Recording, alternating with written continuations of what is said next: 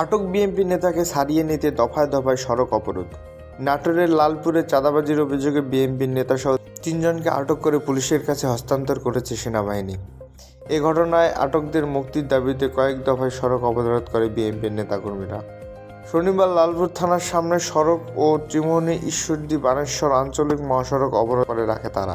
আটককৃতরা হলেন Lalpur union ward বিএনপির সাংগঠনিক সম্পাদক ও লালপুর কলোনি গ্রামের মৃত আনেজের ছেলে খোকন খা, তার 2 ছেলে ছাত্রদল কর্মী ফিরোজ ও আনিক। পুলিশ ও স্থানীয়রা জানান, চাঁদাবাজির অভিযোগে গভীর রাতে সেনাবাহিনী লালপুর কলোনিতে অভিযান চালিয়ে খোকন ও তার 2 ছেলেকে আটক করে লালপুর থানায় হস্তান্তর করে।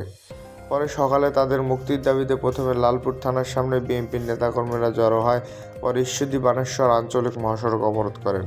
পুলিশ তাদের সেখান থেকে সরিয়ে দিলে তারা পুনরায় লালপুর ত্রিমোহনী অবস্থান নিয়ে অবরোধ করে। পরে সেখানে গিয়েও পুলিশ অবরোধকারীদের সরিয়ে দেয়। এই বিষয়ে উপজেলা বিএনপির সাবেক সদস্য সচিব হারুন রশিদ পাপ্পু স্থানীয় সাংবাদিকদের বলেন, আমি বিষয়টি সম্পর্কে অবগত আছি। একটি ভুল বোঝাবুঝির কারণে সেনাবাহিনী তাদের আটক করেছে, আমরা তাদের মুক্তি চাই। লালপুর থানার ভারপ্রাপ্ত কর্মকর্তা ওসি নুরুজ্জামান, চাঁদাবাজির অভিযোগে সেনাবাহিনী রাতে 3 জনকে লালপুর থানা হস্তান্তর করেছে, তাদের মুক্তির দাবিতে সমর্থকরা অবরোধ করছে, পুলিশ তাদের বুঝিয়ে সরিয়ে দেয়। এই বিষয়ে প্রয়োজনীয় ব্যবস্থা নেওয়া হচ্ছে বলে জানান তিনি।